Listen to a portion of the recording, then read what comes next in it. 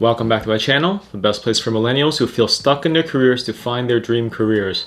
In this video, I'm going to outline how to navigate your career crossroads in your 20s by avoiding common career mistakes. So make sure you subscribe and click the notification bell to receive regular updates on all things related to career change. Also, join my Facebook group, Career Change Advice, where you can connect with like-minded people who are interested in making their careers work for them. Hi, I'm Dr. John Tam. I have a PhD in sociology from the University of Oxford, and I'm passionate about helping millennials find their dream careers through gaining career clarity and building soft skills. So without further ado, here are the 5 career mistakes people in their 20s make at their career crossroads. Mistake number 1, they lack career goals. Many of us have a job, but we lack a bigger vision for our career. Some people define a job as something you get paid to do, while a career is something that you'll do regardless of whether you'll get paid or not. There are other definitions, but let's work with this one for now. When we don't have a bigger picture of where our career is going, we often find that we are good at meeting company goals. However, we feel directionless at a personal level. As long as you let other people define your goals and also your values, it will be like this. It could be your company, your parents, your colleagues, your mentor, your partner, your friends, anyone. Pretty much you need to have clear career goals. When this happens, we must step back and take a broader view of our skills, talents, and what's meaningful to us so that you can really develop a clear career development strategy. Let me explain to you some risks of not having clear career goals. Without clear career goals, the grass will always be greener on the other side. Nothing will stop you from continuously going from job to job, role to role without any rhyme or reason. While the job market has accelerated the rate of people changing jobs between 2 to 4 years, you could be throwing your career development into jeopardy if you keep job hopping without long-term goals. Career development isn't just about finding new opportunities, you also need to find the right opportunities. And I talk about this at length in my video about job hopping in your 20s, which I'll put in the cards above.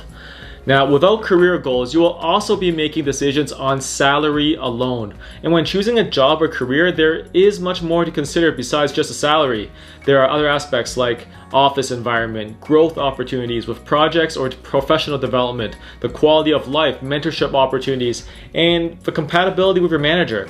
And focusing solely on salary alone will give you a tunnel vision and prevent you from viewing job offers objectively.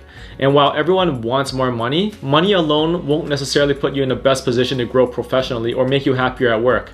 Also, psychologically speaking, money has a threshold effect where after a certain point, usually between the 60 to 80K mark, any more will have diminishing returns for your happiness. And that's why so many people who work stable jobs hate what they do, because the money is sufficient, but the satisfaction is not. So let me tell you a little bit about my own career experience back then. When I was a teacher, I entered the teaching trade without any career goals in particular. Within the first year, I decided to set the objective to teach IB by my second year, and IB is the International Baccalaureate. And by the third year, my goal was to become the department head. It was possible at my school because the pay was lower, and also because the international school was a Christian school, it further lowered the talent pool. So essentially, it wasn't very competitive, and therefore there were a lot of opportunities for me to advance. And comparatively, based on my research out there of international schools, basically some schools need teachers to have taught there for 5 years before they're willing to invest in their IB training, which is usually thousands of dollars for several days of travel, lodging, and conference fees. I then went on to get my master's by my 4th or 5th year, which was also partially subsidized. Working there also allowed me to write and supervise the writing of curriculum, and we passed 2 external accreditations while I was there. And that's stuff to put on my resume to show that I have the unique skills and the experience that no one else in my age bracket had at that time. And I accomplished all of this at the age of 27. So to sum up, by the age of 27, I was teaching IB, I was a department head, I was passing external accreditations, leading a team of other teachers in my department. And this is not to brag, but the whole point is that the school provided me tons of growth opportunities. And if I left that school, which paid a compensation package of about 70K, to another school that paid more with my level of experience that I developed at that school, I would have essentially made a jump of a compensation package to 130K easily at another international school. And this is including travel, benefits, lodging, salary, professional development, and etc. So you need to essentially have clear career goals so that you're not wavering that the grass is going to be greener on the other side or all of your decisions are going to be driven by money alone. The second common mistake that people have is wanting too much too quickly. And when you're at a career crossroads, you need to consider if you're wanting too much too quickly.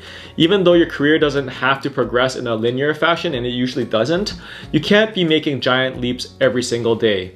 All of it is an accumulation of baby steps one at a time. And I've seen young guns who are really aggressive and they speak out and they're really outspoken, and at those times it really reveals their lack of experience, because sometimes silence is important, and being able to read the room comes with experience. After all, while you're too busy talking, you're not listening. And in the beginning, people in their 20s tend to talk and act a lot more because of their impatience or their lack of ability to read the situation, or they haven't seen enough cases to really know what's going on out there. Despite everything that I was sharing about in my previous point, I too made the mistake of moving too fast or trying to move too fast, and essentially burnt myself to the ground with a near-death experience. And I constantly think back to that time, my first week of work, where I was still working at the school at 8 p.m. and the principal walked by my portable. He knocked on the door and he asked me, "Hey, what's up?" And I told him that, still got stuff to do, and he told me something that sticks to this day, and it's like, life's a marathon and not a sprint. And I know it's like, this is a kind of a platitude that people hear all the time, but it really is true. Think of the long game, baby steps, and small progress every day is gonna beat a sprint that burns you to the ground. So now, being a little older, I'm more patient, I know how to read situations better, and I also know how to time my contributions and be better at saying the right thing at the right time, or remaining quiet, which is also just as important. And I also know how to set boundaries with my colleagues or say no to my boss appropriately, and I discussed this in the video, which I'll put in the cards above. And I also have a ton of research and experience to back up my career coaching that I'm doing right now with my PhD, 2 masters, and my leadership experience. But there was a time where I essentially could have had a knee-jerk reaction because I was passed over for a promotion for the department head, right? So remember, I said I set my goal for 3 years. Well, I didn't get it, and I got it at my 4th year, but it was at another school after I did a little hop. But I could have done something stupid at that time. Fortunately, I didn't, and I eventually got the department head promotion with a careful pivot, but I could have easily made a mistake at that time. The third common mistake that people in their 20s typically make is that they fail to build a supporting team. Having good skills, credentials, and experience is an important start, but essentially you don't need to figure out everything on your own, and having a good supportive team to help you navigate Crossroads is key. And we all need people who we trust, who have walked the path we intend to walk, to just mentor us and provide us with candid feedback and connect us with the resources and experience we need to keep moving forward, as well as when we go astray to redirect us back to the path. And in retrospect, at every stage of my career, from my 20s to this day, I have found mentors and coaches along the way to keep me on track. Along my wife and family, they form the core support team to what I need to do and to keep me from going down the wrong path. And so essentially my advice is to find a mentor or two. Find someone you look up to, or someone who you want to be in their shoes in a few years' time. And one way to do this is through informational interviews, which I'll explain in a couple of weeks, so make sure you click subscribe and the notification bell to get updated when that comes out.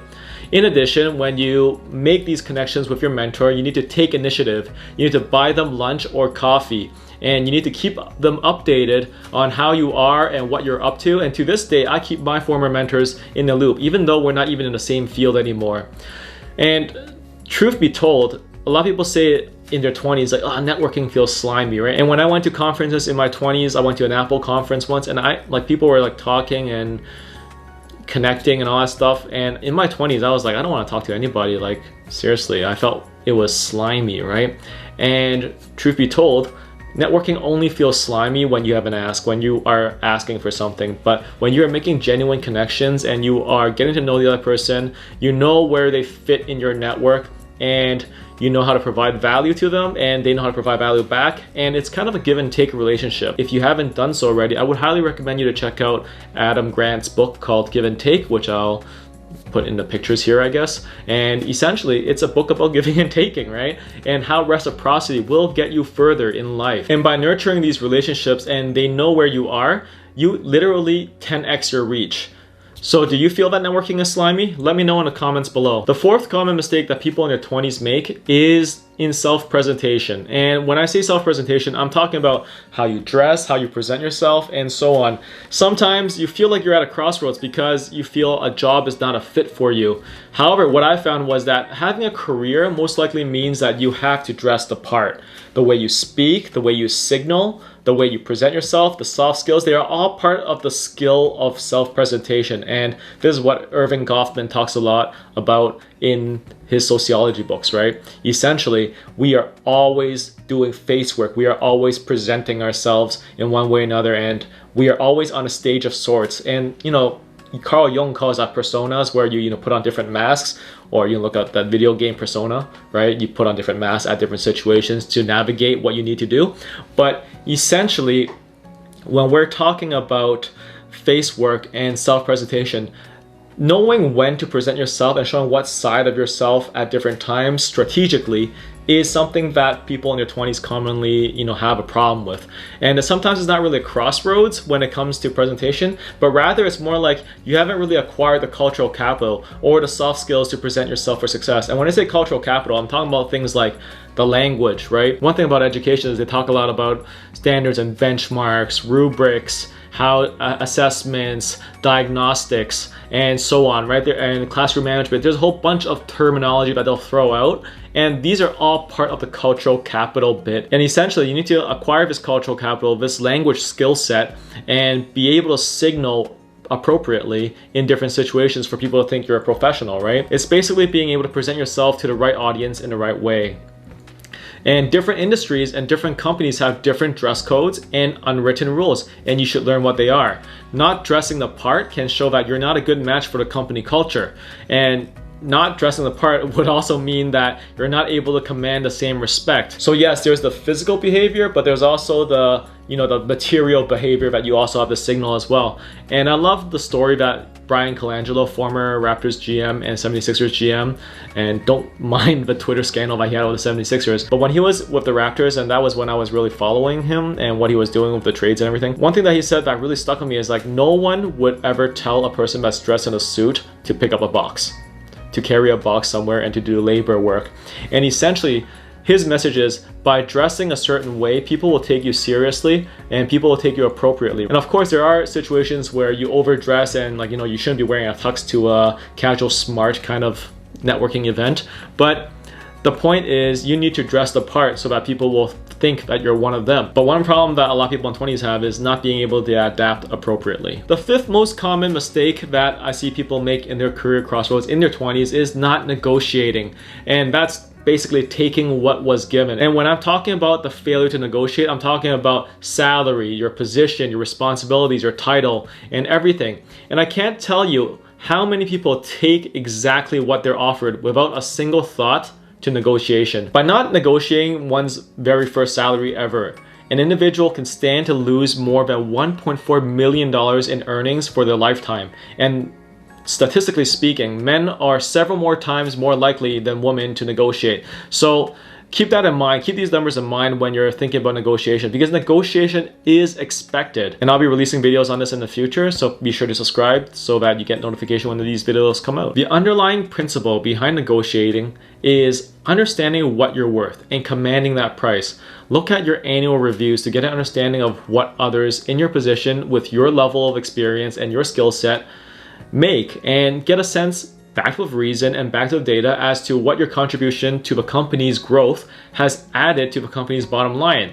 Collect your accomplishments and scenarios to back it up. And sometimes you're just an internal equity audit away from getting a significant raise. So think about what is the case for when you discuss with your current manager or your hiring manager if you are looking for a job, right? So essentially, when you are thinking about your value and your worth, you are essentially preparing a case to discuss with your current manager or your hiring manager, if you are looking for a job, of what your value is. And don't ask for just the cost of inflation, which is actually only about 2 to 3% annually. And if you check out my job hopping videos, which I'll put in links above, essentially every job hop that you make can rake you 10 to 15% of an increase in salary to keep up with your market value. So there are benefits to job hopping, and there are ways to navigate, how to get your value, but essentially you need to know what they are, and you need to vouch for yourself and really be your own advocate. So these are the 5 common mistakes that people in their 20s make when they're in their career crossroads. Now, if you feel stuck in your career and you don't know what to do, then sign up for my free training, Stop Feeling Stuck